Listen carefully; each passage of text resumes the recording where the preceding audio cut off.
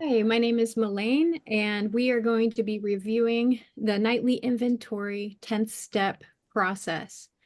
The we is Tanya and I, and I'm grateful that I know her from a step study group that I was in.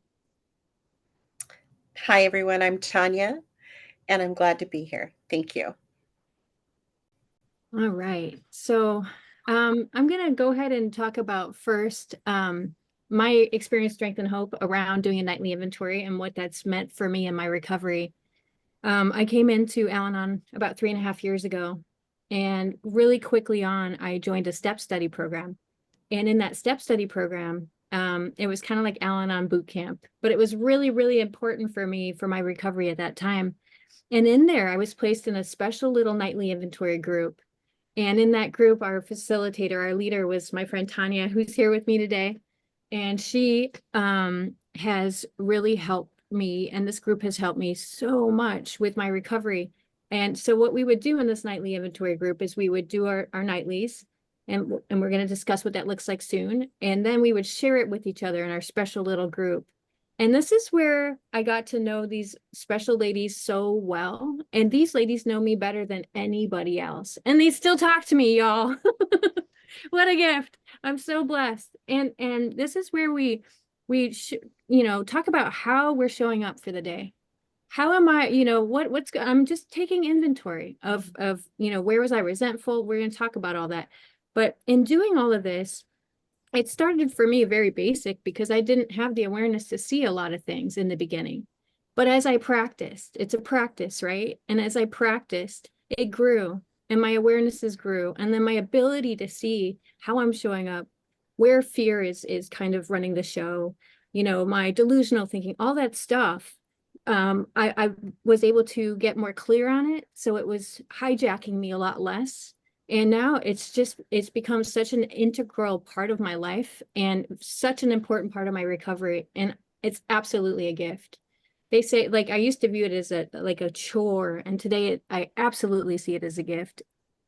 And I don't say I do it perfectly. And there is no such thing as perfect. It's progress, not perfection, but it is really, really been a blessing for me.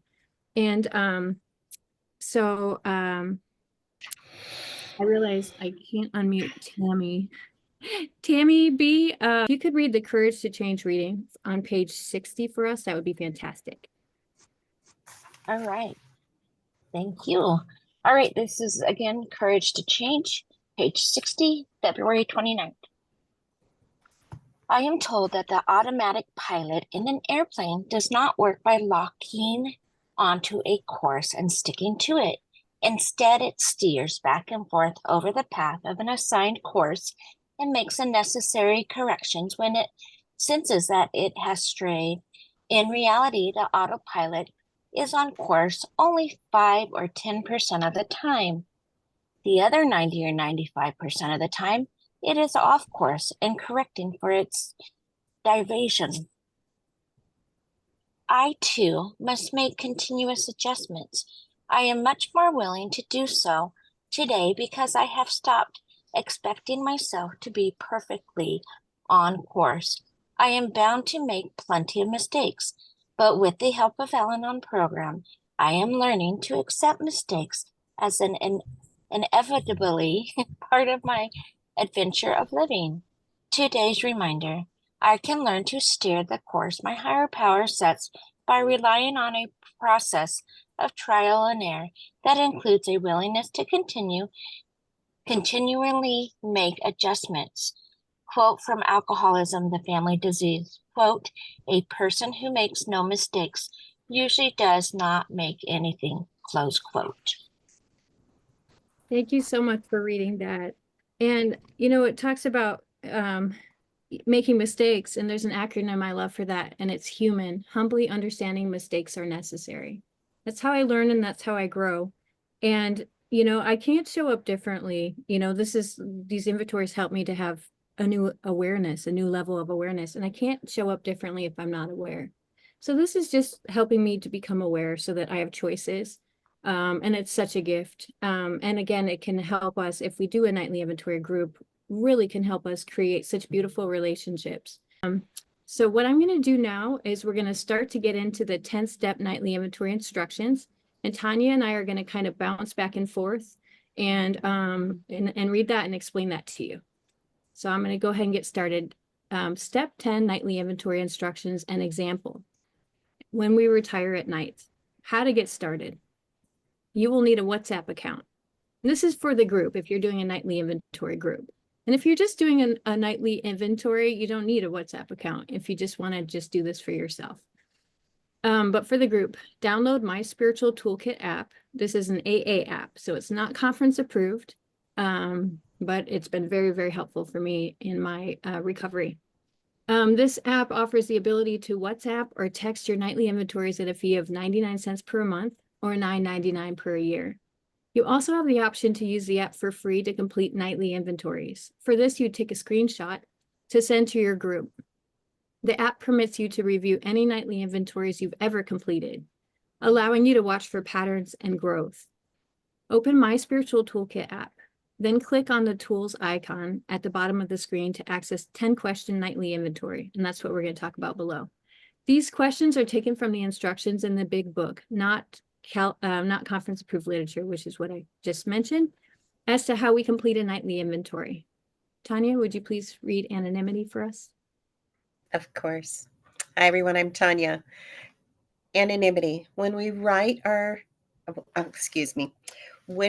inventory using My Spiritual Toolkit, we try to maintain the anonymity of others involved using their initial only rather than their full name. For example, resentful at my husband Jay for leaving the toilet seat up. Anonymity is an important principle of the Al-Anon program. Everything that's said here in the group meeting and member to member must be held in confidence. Only in this way can we feel free to say what is in our minds and hearts, for this is how we help Al-Anon. And just a little tip on anonymity. When I do my nightly inventories, I don't even say like the name of a company that I might be referring to or the store that I might visit. I might be generic and just say store or clerk, or I could use the first initial of that. But again, we don't want to break the anonymity of anything. So it's a good example, a good practice to be in to do that. Daughter-in-law, you could put DIL. Mother-in-law, you could put MIL. You could do things like that also, because it's not important who is behind it. It's important how did you view it? How did it impact you that day? So with that, anything else, Elaine, that you want to share? And if not, we're ready for the next. Awesome. Thank you. You nailed it. Gossip. Let there be no gossip or criticism of one another, but let the understanding, love, and peace of the program grow in you one day at a time. Please remember Al-Anon's practice of confidentiality. Whom you see here, what you hear here, when you leave here, let it stay here. Gossip is hurtful and not in alignment with practicing the tools of the spiritual program. And something I practice for myself is if the person is not in the room, I practice not talking about them, period. And in recovery, I'm going to see this, this group or whatever it is I'm doing, anything to do with other people in recovery as a meeting. And I'm not going to ever repeat what I hear or like it says anywhere else. And, it's very important that we protect that for each other so that we can feel safe. Is there anything else you'd like to add, Tanya? I think you pretty much caught everything that I would say as well. Thank you. Okay, outside issues, please. Okay, so we're to the outside issues, how Al-Anon works, page 119 and 120. Tradition 10 states, in Al-Anon, we learn not to overreact to the words and actions of others. We need not convince anyone else that our opinion is right, and we avoid ridiculing or embarrassing others. When provoked, many of us has found that responding with, you may be right, thank you for your opinion, I'll consider that, or I'll pray about that, have far more positive results than reacting with denial, defensiveness, or recrimination. Tradition 10 suggests that as a group, we focus on our common ground and avoid taking a stand on any other matters. Our attention belongs on what we can share rather than what is bound to keep us apart. It's essential that Al Anon remain politically, socially, and philosophically neutral. Otherwise, we might alienate many of those we are here to help. There is room in our fellowship for members with every point of view. Taking sides would have to exclude somebody, and since every one of our members is important and worthy of our help and our respect, such an exclusion would be a great loss to all of us. And something that I just want to highlight on that, because I think it's really important, is we want to guard against outside issues. Our issue is recovery in Al Anon. It's not political stuff. It's not um, any other thing that you can think of. There's probably lots of things that can come to mind, but it's we don't want to address those things. You can say you were disturbed by the news of the day or something like that, but try not to bring in anything specific that would make others in that group. And again, just like a meeting, we don't want to make it charged so that they don't feel comfortable sharing their nightly as well.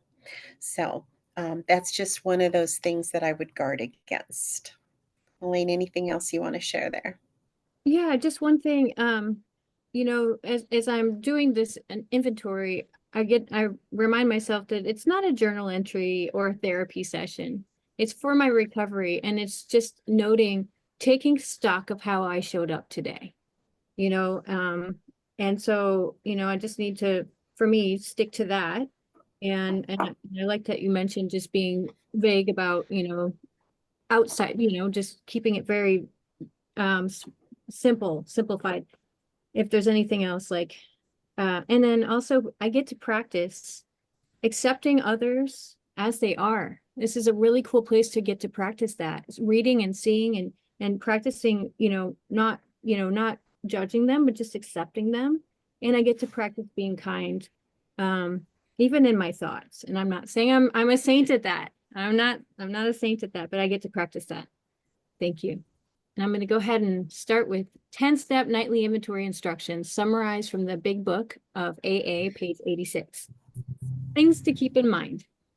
Yes and no answers will not be helpful to you in your program. This is a gift to you to identify where ego/self is blocking you from seeing things clearly, thus distorting your thoughts and actions.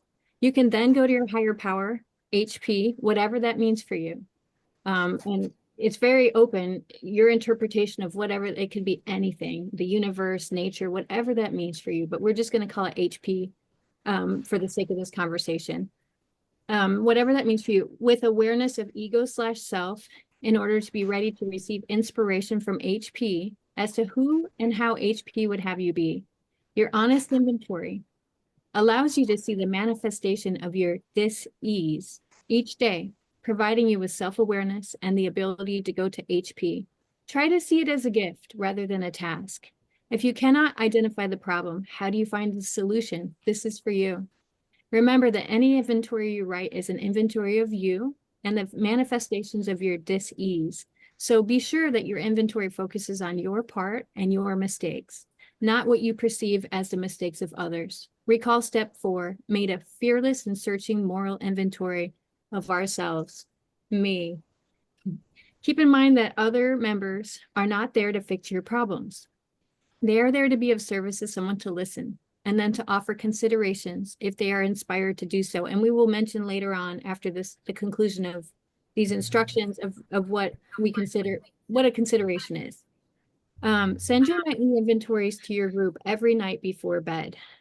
And just real quick with the nightly inventories, it's important for me to do it at the end of my day.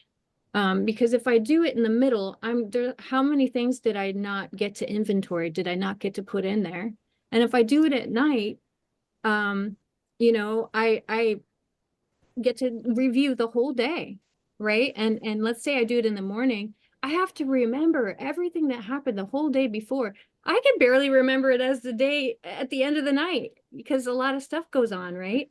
And so it's best for me to do it at night. And then it's like a cleansing. I get to remove all of this, release it all, surrender it all to this form, this paper, or this app, and then go to sleep with all of that, out of my brain, out of my head. And it's really a gift that way. Tanya, would you like to add anything? Yeah, just uh, I totally echo pretty much everything that she has said. And just one caution about trying to do it the next day or catching up in a couple of days and going backwards. I don't think it's as effective. I don't think it's as helpful to you in your recovery. Um, this is not a competition. This is not anything that you have to be perfect on. We're all going to be human. We're all going to make mistakes. We're all going to miss sometimes, and that's okay, because the most important thing is you're doing this for yourself and for your higher power so that you can see how you're showing up to find more recovery. So don't try to um, play catch up at all. I don't think that that's a helpful thing. Thank you so much. And I was just going to add one more thing. Many times I'll be like, nope, I wasn't resentful. Nope, I wasn't in fear. Nope, I wasn't. And I'll get all the way to the end and go, and I have to go back, because even, even that same day, I forget, so to imagine having to try to remember all that the next day, no, it doesn't work for me. Okay, thank you very much. And Tanya, would you like to start number two? Oh, no, Number no, two or number one? number one. Let's do Thank you very let's much. do one. Yeah. Okay, were we resentful? Where were we in ego or self instead of with HP? This should describe any resentments that arose today. Typically, what happens when ego self tells us we have been wronged. This can mean anything that disturbed us, preventing us from finding serenity. For example, I am resentful at X because I felt disrespected by them when they said rude things in front of our friends. I felt insignificant, embarrassed, unloved, and judged. I recognize that they may have been responding to my earlier unkind comments to them. So, number one, where were you disturbed? What bothered you that day? What made you uncomfortable? What irritated you? And especially anything that stays with you from earlier in the day into the evening, where your mind is still going over, why did they do that? What happened? What was going on? Why do I feel this way? And the whole idea is, when you're doing this, is you're really not taking anyone else's inventory when you're putting down what you're resentful about. You're putting down what happened to you. How did you feel? What was going on with you? It may have been precipitated by somebody else, but bottom line is, you had choices to either sit in that resentment or to go to your higher power and get out of that resentment using the tools of the program, which may have been other things, calling another Alpal, doing a 10th step or a spot check, inventory, different things that you could have done. But think about the things that bothered you that day that you can't get rid of. That's what's going to go here. And then you can start to think of your part. Melaine, anything else that you want to add there? Yes, thank you. And with that, I do add my part when I can see it. My part in the resentment usually is, I took something personally. I had expectations. Maybe I was in the halts, hungry, angry, lonely, tired, sad, sick, stressed, scared, spiritually empty. Maybe a bunch of those were on fire. And so to be able to, for me, it's very helpful. And it takes time. I didn't start here, but to be able to identify what contributed to me becoming resentful there.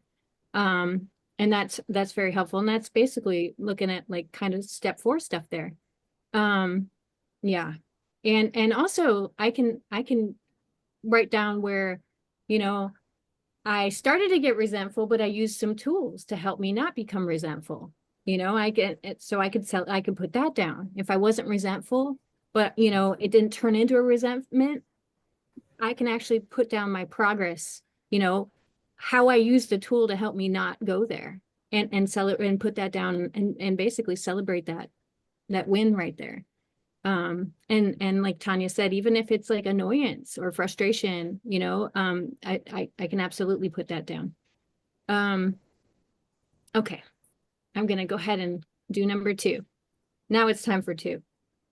Were we selfish? Where were we in ego/self instead of with HP? You should describe our selfish or self-pitying thoughts and self-seeking actions that arose today. This is where we thought and acted based on what we wanted or didn't want. Example, I did not want to have to spend time with my sibling.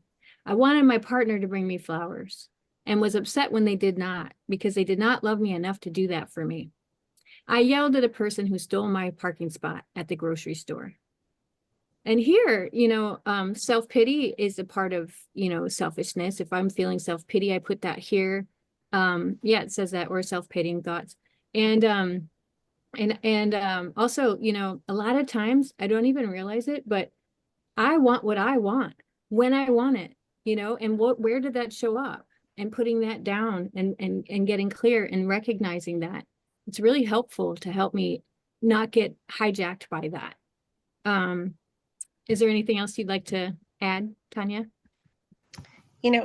Yeah, maybe just a little bit more of examples, because this is one of those things we when you're doing this, so often I have seen people say, no, I wasn't selfish today. Well, I challenge you whenever you come up with something and you're seeing a no answer. I want you to really stop and think, because, like earlier this week, I was so frustrated at work. And so one of the things I put, where I selfish, I put, I wanted to call in sick on Friday. I didn't, but I wanted to. That's where my disease took me. It said, do this for you. Selfish was for me, nobody else. And other people would have been hurt by me doing that selfish act. So really stop if you're ever going to put no down, especially on something like selfish. Stop and think, hey, what did I do today? How did I show up today? Um, was there anything that I was thinking or anything I did that could have hurt somebody else? So with that, I'll go ahead and get ready for number 3. This one is, were we dishonest? Where were we in ego self instead of with HP? Um, but that is really more in the line of this next part. Dishonesty has many faces: denials, lies, omissions, manipulations, people pleasing, using people, and walking on eggshells.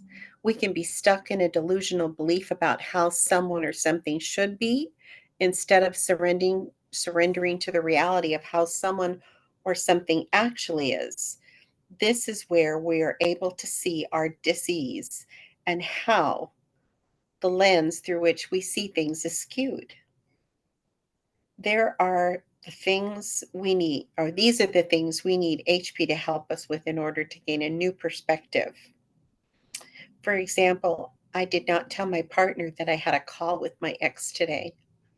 I gossiped with a friend because I wanted to hear about the other friend. Good partners stay sober.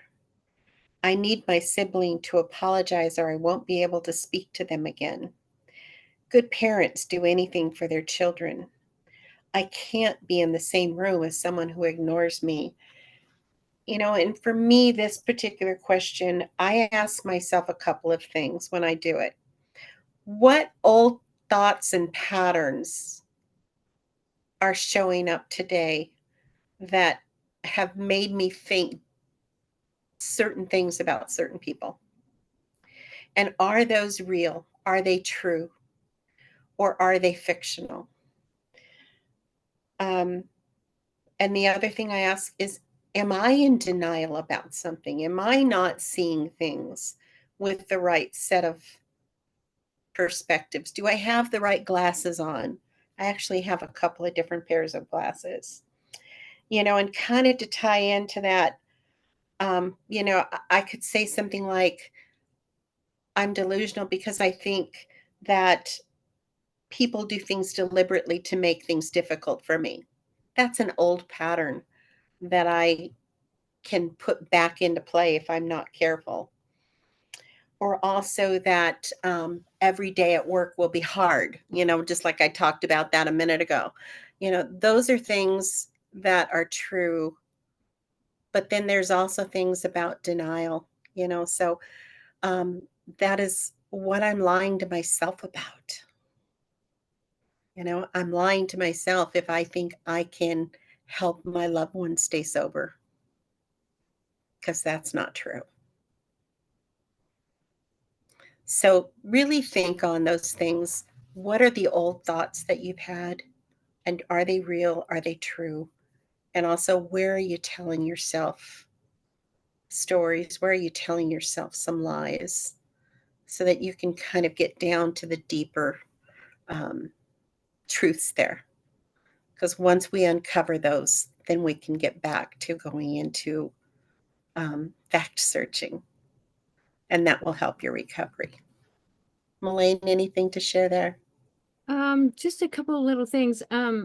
Yeah, I loved what you shared. And I used to, mostly my dishonesty was with my words, mostly in the beginning.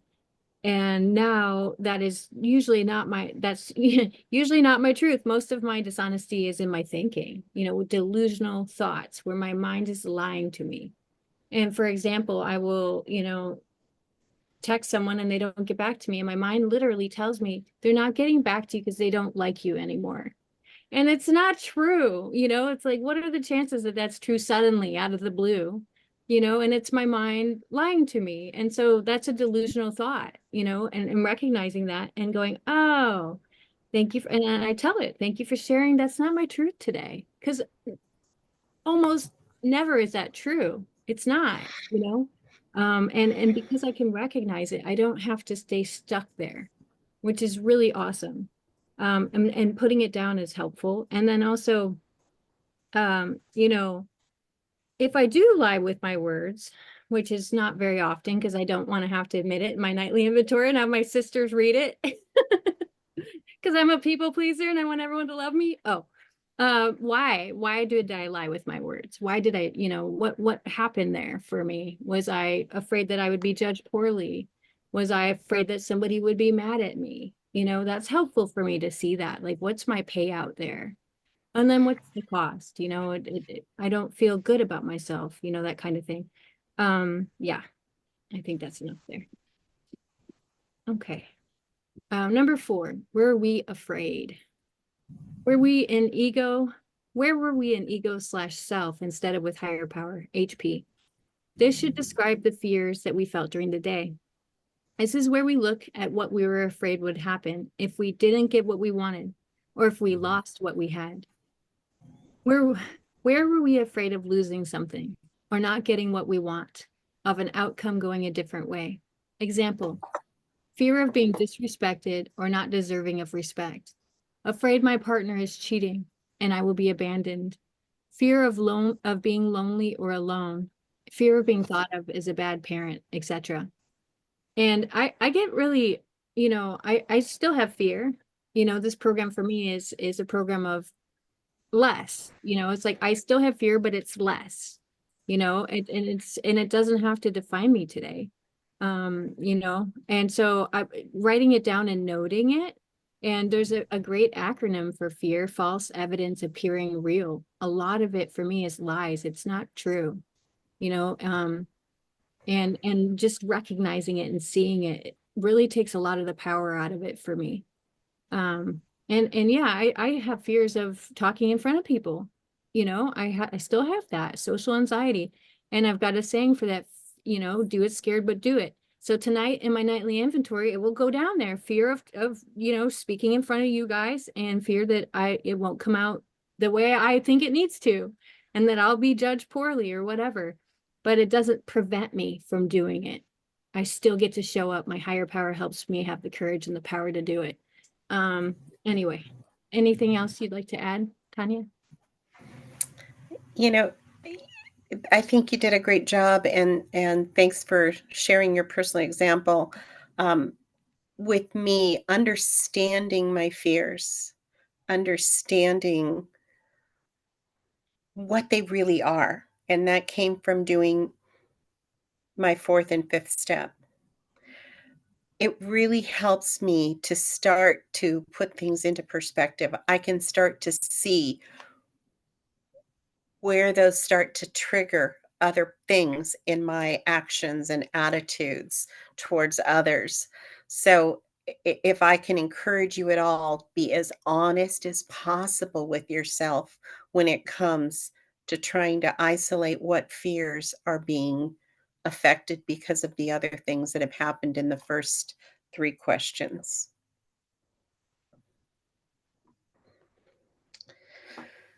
Okay, we're on number 5. Do we owe an apology? We are with HP here when we make our wrongs right. Look at our mistakes and our faults that caused harm to another person today while we were trying to force self-will. Do we owe an apology and or amends for something that we did or did not do today? Make it right with HP, ourselves, and the harmed person promptly, which involves two parts: admitting and amending. Admit where we were wrong, our mistake, or our fault.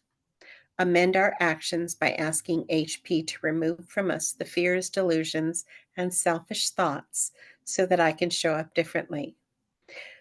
We make amends for our actions with no blame, no justification, and no expectation of a reaction or response.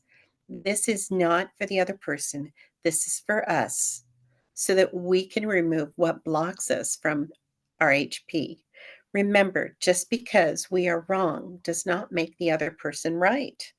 We are taking responsibility for what is ours, and we are cleaning up our side of the street. For example, I owe an apology to my partner for being selfish and disrespectful by shutting down emotionally. I owe an apology to my boss for being selfish, dishonest, and disrespectful by calling in sick when I was actually going to the ball game. Sounds familiar, although I didn't do that. But, when this is a gift, really, to be able to see you causing harm to someone in real time. And so when you see that, and the more you do this, the more you're going to see what you're doing, and you may even stop midstream. But if you go all the way through and you do something and you realize later in that day that you made a mistake, you messed up, and you need to clean it up and make it right, do it as quickly as possible. Don't put it off. I had something that happened, I think it was last week. I slammed the garage door because I was so mad at my husband. That was a bad reaction, not something I'm proud of and not something that I would normally do. But I realized it the minute my arm was going like this to slam the door. I knew it was the wrong thing to do. So within a couple minutes, I ate crow. I went back, I went to him and I said, I apologize. I'm sorry. I should not have done it. And I won't do that again. No other justification, just setting the record straight. And that's a small example of what it might be. But we all have things in our lives that we know we could do differently. And this gives you that opportunity to say, hey, I realize I messed up. And maybe you pick it up at your nightly when you're doing it. And tomorrow you try to make it right. It gives you that opportunity. So, Melaine, anything else you want to share there? Yes, thank you so much for that. I something that has been really helpful for me is if I'm feeling uneasy about something in my day and I feel like there's a chance, I showed up in a way that I'm not pleased with, I get to clean that up. Like even if the person might be like, I don't even know what you're talking about, or like, no, I'm not upset by that. Doesn't even matter because if it's bothering me, I get to go and clean this up. So I don't have to carry that. And every time I see them, I'm like, oh, they're not looking at me. They must be mad at me for that thing I did 17 weeks ago. No, that's gone because I get to clean it up. And then also it allows me, as I do it every day and I look out for this, so many less step nines where I need to make harms, which I'm really a big fan of that, you know. And when I apologize, Tanya, you definitely mentioned this. When I apologize, I want to make sure that I'm not justifying, arguing, defending, or explaining. I don't want to jade, you know. And so when I apologize, I don't want to say, I'm sorry I did this, but you did this, or I'm sorry I did this, but it's because da da da da da. I just need to own my part. That's it, And if I'm still upset, like I need to calm down and invite higher power in and get to acceptance around it before I go in and make my amends, because then I'm gonna have to do another amends, if I'm not there yet. Anyway, uh, thank you. So number 7, I think, no, number 6. Have we kept something to ourselves which should be discussed with another person at once? We were with HP here as we tell someone about our wrongs. This could be related to the amends above that have not yet been made, or something else unrelated. It may be something that we remain disturbed by, but cannot get at the cause of when we go to HP, or it may be something that is sitting with us from our past. Example, I was disturbed and an ego self because I was sad all day, but I cannot identify specifically what was driving it. So I need to speak with my sponsor tomorrow. And then another example is I owe an apology as above and intend to make that tomorrow. Yeah. Is there anything you'd like to add to that, Tanya? Oh, Tanya, you're muted. Whoops, sorry, not really. I think it's pretty self-explanatory. If you have someone to talk to about something, just take care of it as soon as you can. I agree. Thank you very much. So number 7, please. All right. Were we kind and loving toward all? Did we think and act toward others as HP would? Love and tolerance is our code. Were we living in HP's will for us and practicing the principles of the program today in our thoughts and actions towards others? How did we treat the people we interacted with today? Other living creatures? Did our thoughts match our actions? If not, were we an ego self? For example, I had no disturbed thoughts or actions towards others and found myself turning my thoughts and actions towards others today. I was compassionate and patient toward the person at the store who could not find their wallet. I yelled at someone for being late. I judged my teacher for not knowing how to turn on their screen. You know, most of the time, I think I show up fairly kind. And, I work from home. I'm on call, I'm here doing emails constantly on top of everything else. And I try to even really pay attention to how I respond in emails. I will oftentimes type it out and wait for a few minutes and then go back and reread it before I send it. Those kinds of things. I try to really show up, but I have to really catch myself in my thought life because that's where I could be delusional or even in denial. If I'm really honest with myself, because oftentimes I'll think, you're such a jerk. Why did they do that?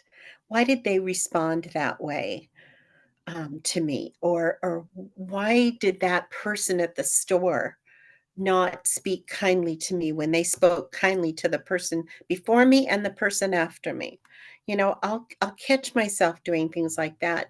But the other thing that I can do is if I feel like I've really shown up the way I was supposed to that day, and I was kind to everyone, I will make note of that. Just like in the example, it gives you that, that you did do well, and try and give some kind of example. Like the other day, I was speaking to someone, a salesperson that called me on my phone in the middle of the day during work hours. Normally, I would just cut them off real fast, say, I'm sorry, I can't, take your call. I'm busy at work. This time I just decided, I'm just going to let them do their spiel real fast. Just let them do it. And just wish them a good day after everything was all said and done, and wish them luck on their future sales. Eh, That was not something I normally would do, but I chose to do it the other day. Those are things you could put in your nightly as well when you showed up in a way that was beyond the norm. Melaine, anything else you'd like to add there? Yeah, I just wanted to mention, the two rules, the golden rule, I want to practice showing, not doing, I want to do for others as I would want them to do unto me. And then the silver rule is, don't do for others what they can do for themselves, and so when I look at am I kind, sometimes I think I'm being kind, doing something for them that they can do for themselves and they didn't ask me. And I'm showing up kind of, I'm enabling sometimes. And then I'm resentful that they're not super grateful that I did this thing for them that they didn't even want. So I get to look at that, what's my motive here? Am I kind? And what I mentioned as kind, like what was my motive? And sometimes I catch myself like, oh, actually, maybe that wasn't actually kind. But I do also want to note where I was, where I genuinely believe I was kind for sure. We want to definitely put down our wins and what we're doing, how we perceive that we're doing well.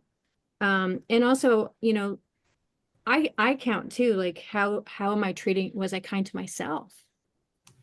I absolutely matter. So I want to note that there. If I wasn't, wasn't I? Sometimes I can push myself really, really hard and beat myself up or whatever it is. Or if I'm kind to myself and I was, and I'm like, yes, I was, and I can put that down there too as well.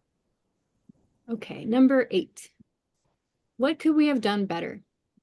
Where would HP have guided us differently than ego/self did? Remember to consider those things over which we have control and those over which we do not.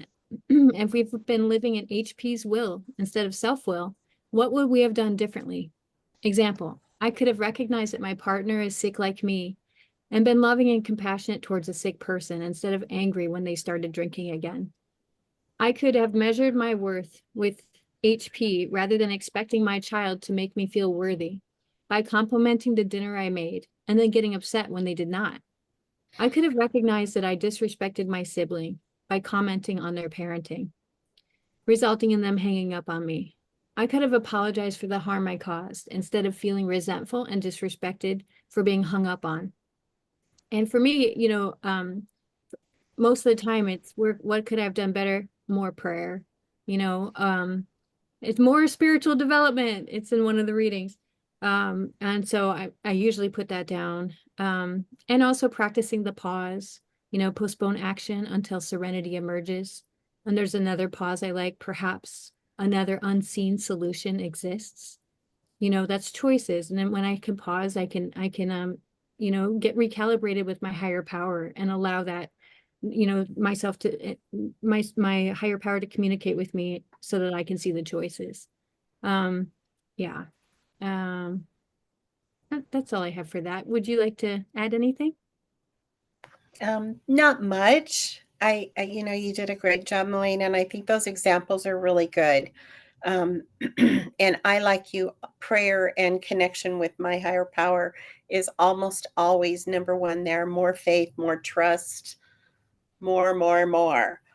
Because the more I am spiritually connected, the more I'm going to stay in the will of my higher power and not get into my self will, which always leads me down a wrong path. Um, but again, those are things. Just honesty with yourself is the best thing you can do. What could you do better? Pause for me is always one of those things that if I just take a moment and breathe and wait a minute, I usually can respond much better than reacting negatively, like slamming that garage door was not a good reaction. But if I would have paused, I would have responded differently and I would have shown up differently. Again, if everything went well, you could state what went well for that day. instead. But most of us have something we can do a little bit better. So, all right, number 9. Where were we thinking of ourselves most of the time? Where were we in ego self instead of with HP? How much were we thinking of ourselves or ego self today? Did we spend time thinking of ourselves rather than turning our thoughts toward others?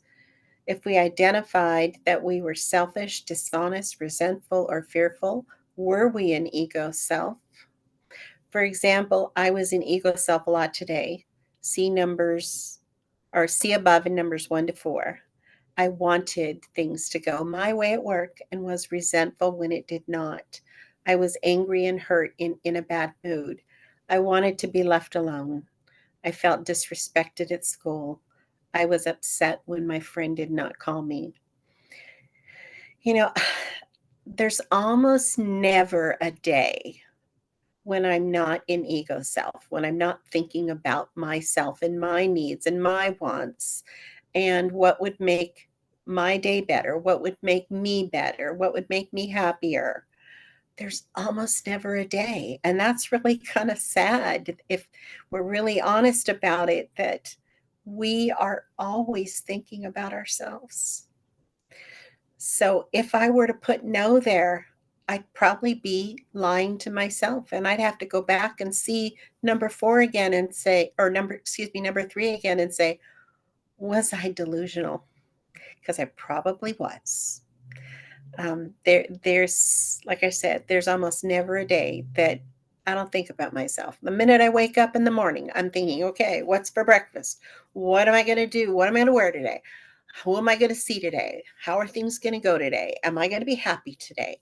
Am I going to be upset today? Is my loved one going to be sober today? I could go on and on and on and on and on. The list is long. So I'm sure your lists are probably similar. And you can take those opportunities to try to capture where you're in self mode most of the time. And if there is a day where you aren't, put your win there. Elaine, anything else you want to share? Just a little bit. I had no idea how much, my day is spent in me, me, me, me, me. I had no idea. And so doing this was so insightful, and it's okay. I don't need to beat myself up over it. There's this saying for humility. Humility is not thinking less of myself. It's about thinking of myself less often. So if I can become aware of all the times I'm thinking about myself, and be note it, and I start to see the pattern of that, and I'm like, oh yeah, I'm thinking about me again, which is okay, but like maybe it's time to turn my thoughts to how to be of service. And and I can ask my higher power for help with that. But yeah, it's interesting. I had no idea, and a lot of it, is negative thinking about myself. So that was tricky. I'm like, I'm not self-absorbed. I'm not, I'm not whatever, I'm not full of myself. Well, negatively, yeah, if I'm thinking about myself all the time, even if it's negative, I'm still in, yeah, it's still self-centered, right? Which is okay. But identifying that has been very, very helpful for me. So and even I'll give you an example for today. My friend that I work for her, she wants me to work Monday, Tuesday, and Thursday. Well, I don't want to work on Monday. I want an extra day off, blah, blah, blah, blah, blah. And so my mind starts spiraling about, oh no, I need this and I need that. And that I spent like 25 minutes unraveling, like going down this like rabbit hole of me, me, me, me, me, all about that. And it's like, oh, and I finally caught it and I'm like, I see what you did there and it's okay. But just noticing and then allowing that, gently catching it helped me get out of it, which was super, super helpful. Okay. So I'm going to climb into number 10. And this is the last one, guys. We're almost done. And then we're going to open it up. After Tanya says a few things, we're going to open it up for questions after that. Okay. Or were we thinking of what we could do for others, of what we could pack into the stream of life? Where were we with HP to fulfill our primary purpose? Where was our attention focused on how we could follow HP's will to be of service to others? Where was serenity, happiness, joy, and freedom found when we surrendered our will and our lives to the care of our higher power? What did we do today to ensure that our thoughts and actions reflected how higher power would have us be? Example, I took a book to a program newcomer. I shared it at a meeting. I fed the cat that has been wandering in our neighborhood for a week and took it to the shelter. I asked my partner how I could be helpful to them.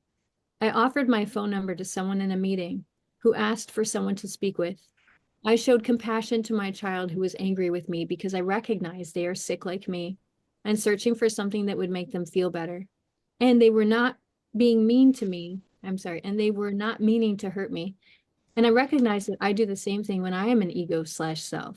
I asked higher power for patience and was able to show up as a patient friend rather than an impatient friend that I've been in the past. And then, so what I do there is, I pretty much like, where was I in service today? How was I helping give back? How am I grateful of how I showed up, and the things that giving back to the stream of life, how did I help? How was I of usefulness to my fellows? And so, even helping out around the house, that's being useful to my family. That's giving back in my family unit and in my group of my husband and I. And so I note that down, and any, I spoke in a meeting, I read, whatever I was, this will go down tonight. My friend and I did a nightly inventory meeting, wherever I was of help, talking to a newcomer, you know, yeah. And it doesn't even have to be program. It could be outside of program stuff too. How did I help in this world? How did I show up in a positive way? Is there anything you'd like to add before we get into gratitudes in action? Just, yeah, think about things too that you're doing of service, that you're doing without grumbling, without any kind of negative connotation. I hate doing dishes. But when I do dishes and I think, hey, I'm serving my family by doing them, that's a way of giving service. It's a simple example, but it's just, again, it's one of attitude. When I'm giving service, I'm doing it with the right motivation. So those are kinds of things that I put when I'm doing my list of service for the day. Melaine, do we want to go on to gratitude in Yes. action? Yes. Okay. Do you want to do So, that part? sure. Go for it. Sure. So, gratitude in action. Can you pull it up just a little? Absolutely. We acknowledge 3 things for which we're grateful for. Then we take action to demonstrate our gratitude. For example, I'm grateful for my lovely neighborhood, so I will pick up garbage on my walk tomorrow. I'm grateful for my child's smile, so I will spend time being present with them and put my phone away. I'm grateful for a new meeting I attended today, so I will return to the meeting and share my experience and knowledge tomorrow.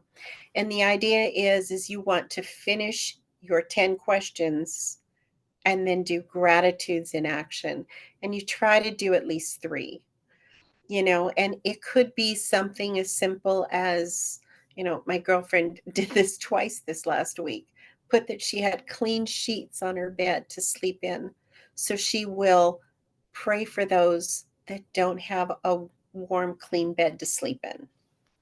It could be something as simple as that, acknowledging, the beauty of a flower outside because it was a thing of beauty that brought you joy for the moment, and how you can bring joy to someone else tomorrow.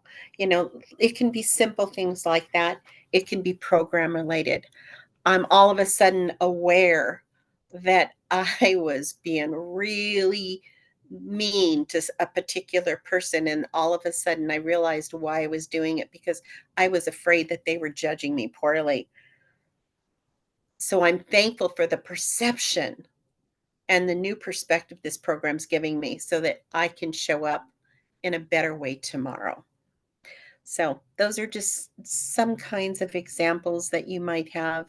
Um, and I tell you, it's just a great way to end after you've been so honest with yourself over how the day's been. So, Elaine, anything else you want to add there? Yeah, just one thing, something I realized for myself, and it's in some of the literature, what I focus on grows. So to end, you know, looking at all these things that we've looked at, and to end it in this positive light of looking at how am I giving back, how am I showing up, in a positive way, how have I made it, done my best to make a difference. And then concluding it with gratitude in action is such a beautiful way to close it up.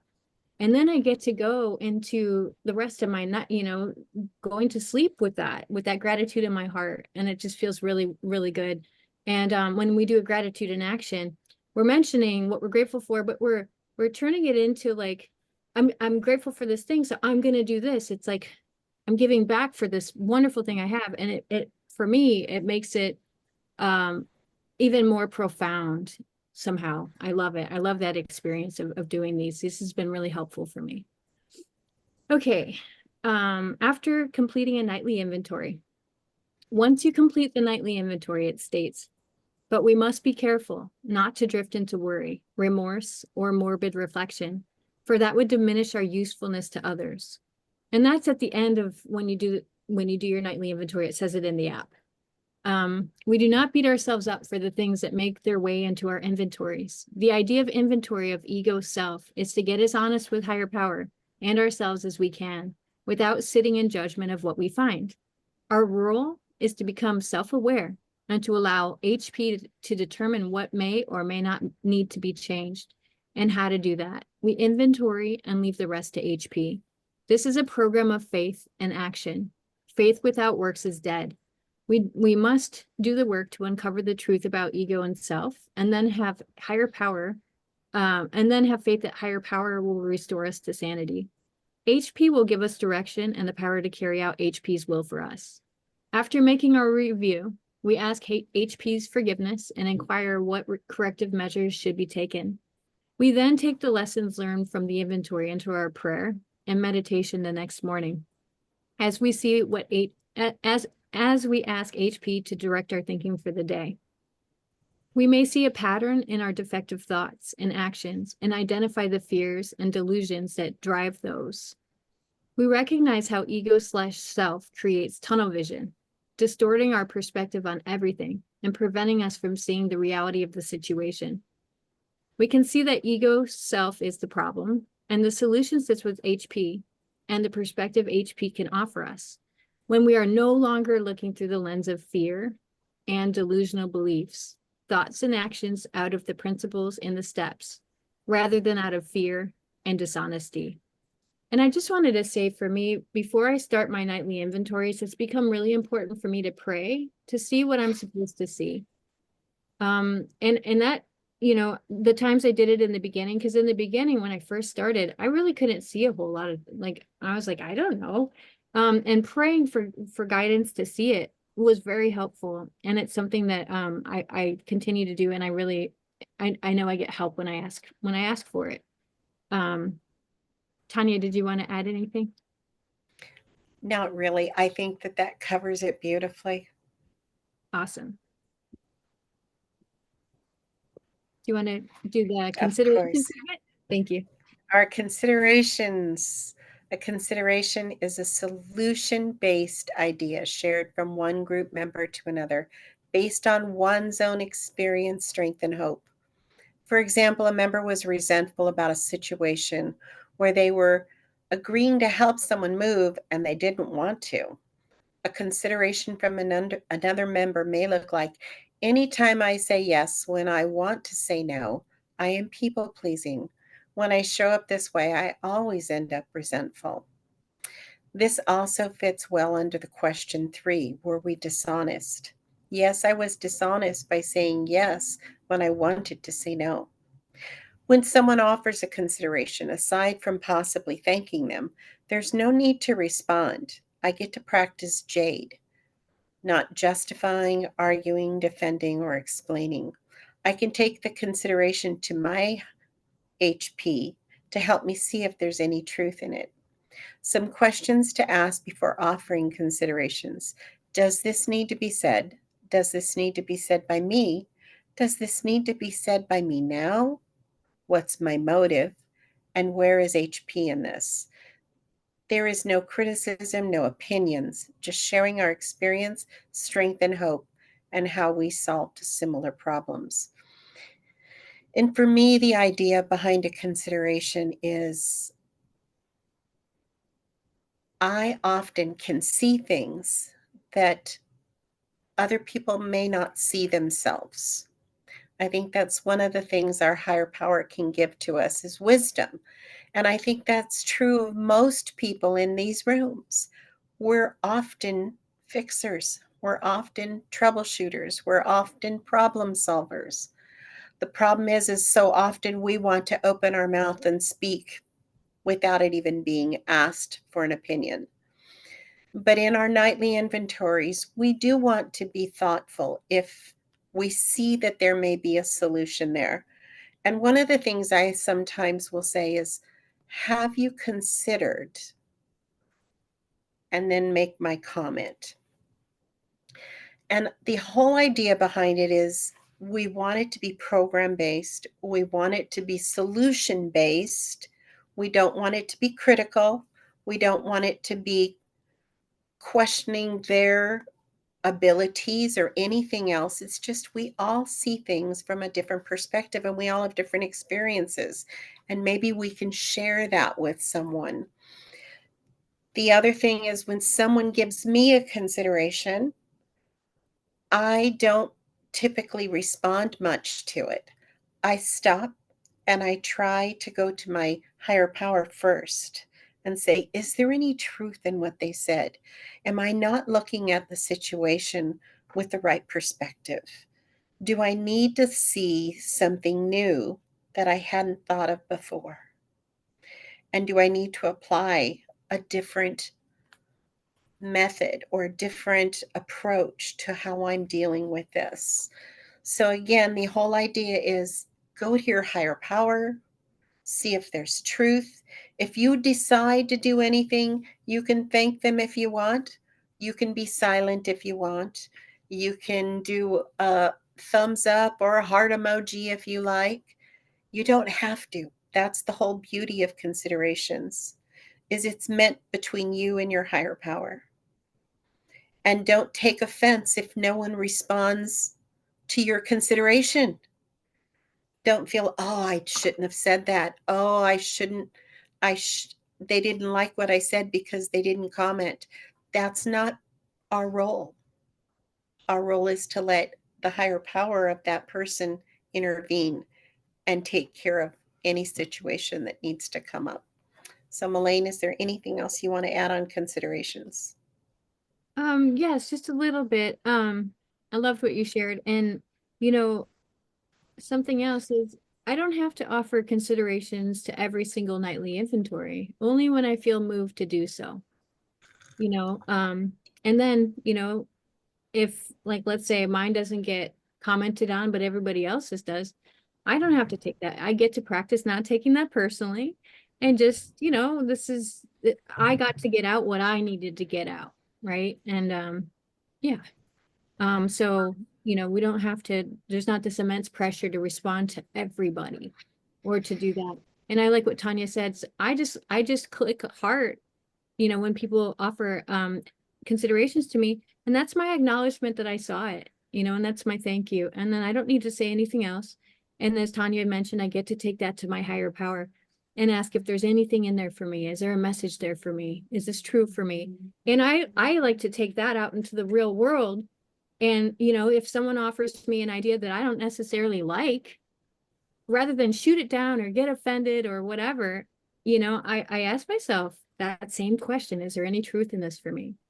And wow, does that spare me from so much heartache and grief of getting angry and resentful and all that stuff, and and sometimes there's a gift in it for me when I can approach it that way. There's truth in it. And I get to take out the message, the gift, and throw away the wrapping paper, because some of that wrapping paper has got like dog poo on it. And I don't want it.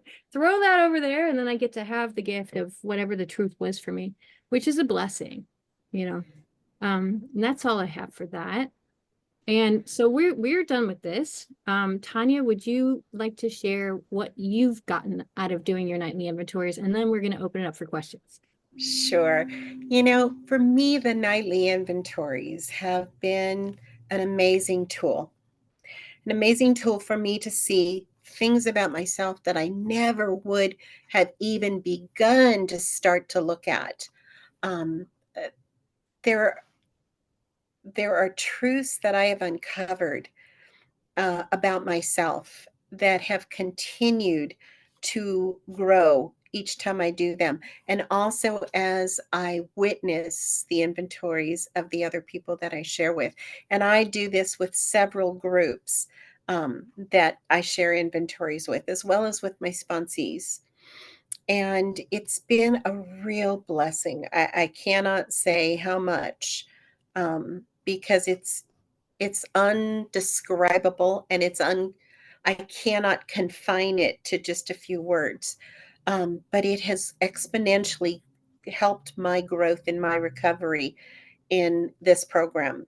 I have learned so much about myself and about others that I can then take and apply. And maybe I don't apply it right away, but maybe some similar experience happens a few months down the road, and I can go, oh, that sounds like what so and so went through.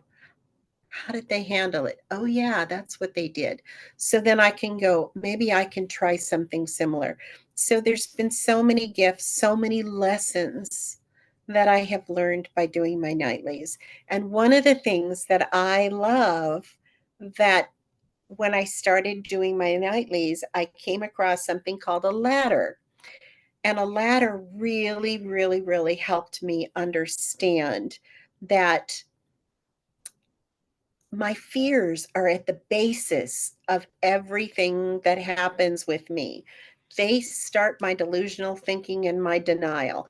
They start my actions on how I act out and think about myself in selfish ways. And then they make the resentments and they make me do things that cause harms. So that is what I call a ladder. I can work questions 1 to 4, either forwards or backwards. And that has helped me gain understanding and gain compassion for others that act out towards me, especially in family situations, especially at work. I can start to think, why did they respond that way? Why did they say that thing? Why did they laugh inappropriately at that point? What was behind some of those things? And I can see, oh, maybe they laughed inappropriately because they were scared. They were afraid. They had their moment. And so they didn't know what to do. And they were afraid to speak up. Maybe they didn't understand what was being said. So there's the denial. And then they were in their self-centered thinking everyone's looking at me. And then they laughed at something inappropriately. So I can go, whoa, okay. I get why they did what they did. They didn't do it to hurt anyone deliberately, but it was just one of those things. So maybe as you're learning to do this, you can apply this ladder as well. And maybe it'll be a tool that might help you in your relationships with others. And I think those are some of the greatest gifts that I've gotten from this program, is learning about my self-awareness, perspective, and how to apply it toward relationships. Thank you so much, Tanya.